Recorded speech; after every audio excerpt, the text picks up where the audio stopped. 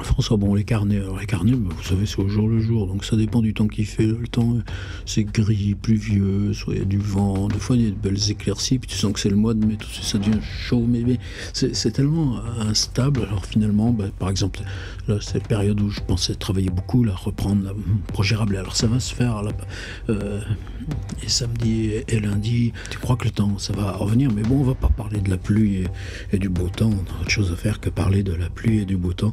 Là, ce qui m'était revenu un petit peu en tête aujourd'hui, c'est un gars qui s'appelle Mathieu Bénézé. Bon, c'est venu un peu par hasard, la conversation dans la maison, un gars avec qui j'étais pas mal lié juste après la sortie de mon bouquin, sortie d'usine. J'ai pas envie trop d'en parler, ce serait plus là dans cette ligne de texte, de vidéo que j'ai appelée Caractère s'engager.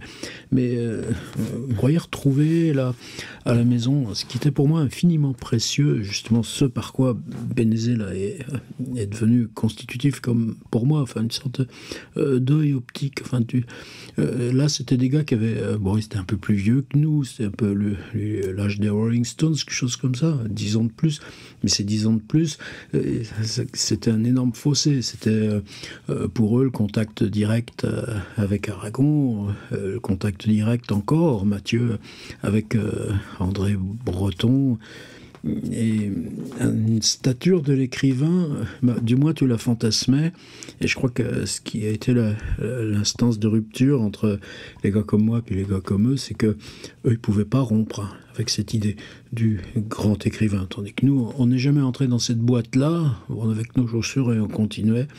Et c'est à la fois ce qui nous a permis, enfin ceux de ma génération, d'entrer là dans un paysage qu'on découvrait, et à la fois de se dégager aussi paradoxalement.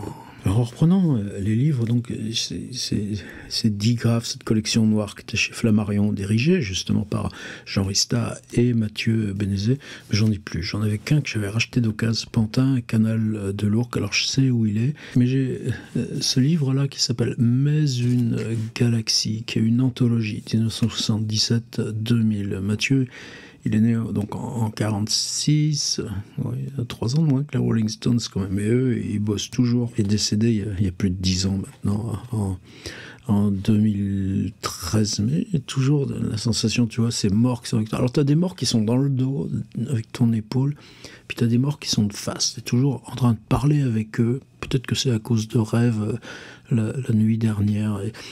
Bénézé, je vois toujours cette espèce de visage qui se rapproche trop pour parler, les yeux qui se rapprochent trop pour parler. Et la relation, après 82, c'est distendu, mais elle est toujours restée intermittente. Et quand on se retrouvait, même dans les tout derniers temps, là, au Café Les Ondes, là, près de Radio France, tout revenait là, comme immédiatement. Et Pantin, Canal de l'Ourcq, il y en a 2 pages ici, là, enfin, une dizaine de pages dans cette anthologie, et il y a, vous savez, aussi un autre ensemble qui était chez Flammarion Texte avant Digraph, qui s'appelait Ceci est mon corps. C'était le premier livre que j'ai lu de Mathieu, et ensuite je crois que c'est chez Léo Cher qui est disparu aussi il y a juste quelques jours, Ceci est mon corps 2. Et là, il y a un texte là que je voulais lire.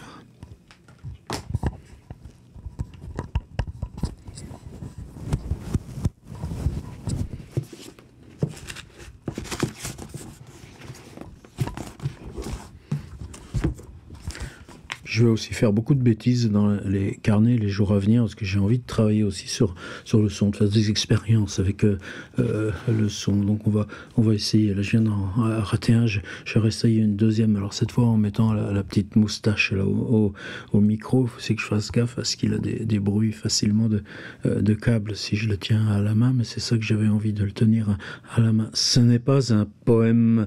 Je suis descendu au métro Couronne. Ce n'est pas un poème. Une petite fille remuait des cartons déviants, un mince anneau d'or bougeait à son oreille percée. Elle choisit en me regardant un carton déviant bien beau, vous dis-je. Elle m'a souri et partit en courant. Oui, J'ai encore son sourire sur moi. Comment t'appelles-tu? Ce n'est pas un poème. Hôtel des trois couronnes, chambres à la journée et au mois, chauffage central. Ce n'est pas un poème, bain-douche à la sortie du métro, couronne, et les bouteilles de but à gaz, prima gaz, que sais-je, devant la quincaillerie et ses bidons bleu vert entassés sur un trottoir, c'est de bail, ce n'est pas un poème, et ce mois de juillet, vos corps effacés par des manteaux sombres à la sortie du métro, couronne, il achetait du tissu au mètre, c'était des couleurs vives, près de la boucherie musulmane où voisinaient des caractères arabes et des étoiles cachères penchées à la fenêtre d'un hôtel. Tu regardais dans la rue Jean-Pierre Timbaud, produits orientaux, librairie Nefertiti, ce n'est pas un poème. Cette femme un peu grosse posée sur une voiture et qui attendait quoi? Et cet enfant, la bouche sur la balustrade de la fenêtre et qui me regarda le chantier un peu plus loin avec le bruit des outils et une excavation dans le sol. Ah, dis-je, ce n'est pas un poème. Ménilmontant, dans un bureau de poste, elle demanda un timbre pour l'Algérie. 1,70 franc. Je t'ai envoyé un télégramme. Nous sommes idiots, je t'aime, mais ce n'est pas un poème, un sandwich au merguez dans ce café où j'écris menu à 17 francs, local à louer, cette cage style mauresque coincée sur un rebord de fenêtre où des oiseaux pépiaient. Ce n'est pas un poème, cette librairie regorgeant d'illustrés et qui affichait détective, non.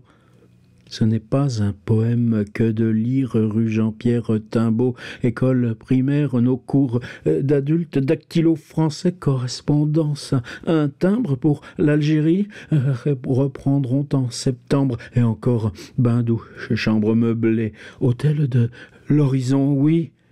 Je suis descendu au métro Couronne et il n'y avait pas de touristes, mais je te l'ai dit, ce n'est pas un poème. Un peu de pluie trouait sur moi. Un peu de pluie trouait sur moi. Mathieu Bénézet, un petit bout, une page juste de ce Pantin Canal de l'Ourcq qu'on arrive à trouver quelquefois encore dans la belle ancienne couverture noire de digraphe. Tout était humain et presque vide.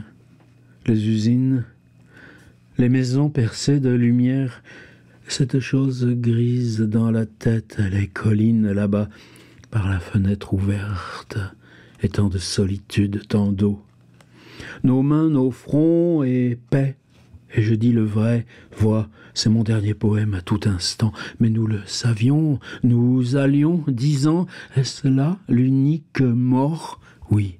Tout était pénétré d'une soudaine immensité, mais si, enfant, dans la séparation, tu étais seul, alors, sous les arbres allemands, froid était l'autel. Dis-moi comment le corps se divise de l'ombre à la lumière, mais permets que je te parle. De moi ne reste qu'une douleur nocturne. Je suis brûlé jusqu'à la moitié du cœur. Oui, j'ai marché, c'est une triste histoire, et 15 ans plus tôt, dans le jasmin de l'allée, sarment mort et feuille sur feuille, et la pluie sur la pluie, tu oublieras cela, tu iras dans les rues, le grand vide des rues, tu regarderas les pales d'ébène broyer les ordures, et comme du profond sommeil en toi, une cendre reposera, cette chose grise. Oui, tu accompliras les gestes de l'amour, ces gestes lourds de sable. Qui de nous dira le renouveau? Oh, joie comme chez nos croulants, ce sont choses vues et tant d'ombre, ne fuis pas, parle. Aujourd'hui tout repose, je n'écris plus, tant de larmes voisinent avec le ciel. Cette nuit j'ai écouté de la musique sans crier, et 15 ans plus tôt, quand j'abandonnais d'écrire, regarde, cette main est blessée, oui, est blessée, oui. Aujourd'hui, dernière fois, la mer remonte en moi. J'ai prié de mourir, mais je suis parti. J'ai pleuré pour le chauffeur de taxi qui pleurait, celui qui l'avait accidenté, m'a insulté. Je veux un autre enfant. Mais déjà tu devais parler dans ta mémoire. Personne, tout est comparable à ce que je dis. Le sable. Et longtemps, te disais-je, tout le corps, oui. Avant, le visage, la voix. Et l'image télévisée dans ma mémoire. Mes yeux. Et l'air plus rose, dedans. C'est moi sans lunettes, comme dans un asile. Toute la lumière est aveugle. Et dedans, oui, ce jasmin dans la mémoire. Aujourd'hui, dernière fois, et des couleurs durcies comme des corps, avec des traces de coups, brûlures. J'écris dans le rouge entre les doigts, autour des poignets liés, strangulés. J'écris dedans, la tête dans les larmes, retournant par ce chemin dans les montagnes, et l'histoire de mon fils et du bistouri, berceau dans la bouche. J'écris noir, le souffle bloqué, la nuque dans l'acier, mais autant d'hommes tombent ici, autant d'hommes expulsés dans le feu, et le corps n'est plus rien aujourd'hui. Dernière fois, j'ai du mal à en parler, vers nos lèvres, et puis j'écrire tout autour de l'homme. Les fleurs sont des couronnes, ce qui subsiste de ce temps d'écrire et de parler, que de choses empreintes dans la ruine, dans cette chambre. Le temps existait, mémoire délacée, au bord des lèvres. Tout fut et demeure profondément.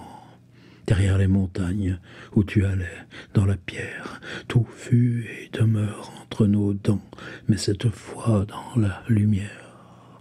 C'était juillet, les volets claquaient sur le flanc des fenêtres, ô larmes de femme. Après l'été, je n'existerai plus, demain sera changé par l'oubli. Nous nous tenions les mains, il faut se quitter, l'amour, oui. Alors j'étais proche des maisons bourgeoises où tu me cherches, que l'avenir entende tant de pureté et tant de mensonges. Quelquefois nous crions, et enfants, quelquefois. Nous sommes nés et rien ne pourra brûler cet instant. Vois ce qui s'approche comme à mi-chemin et qui vient après. Tant de gaieté arrivait autrefois. J'ai voulu te mentir, souviens-t'en, ensemble. Nous avons dormi dans la maison, dans des lits voisins, ô mon frère en Afrique.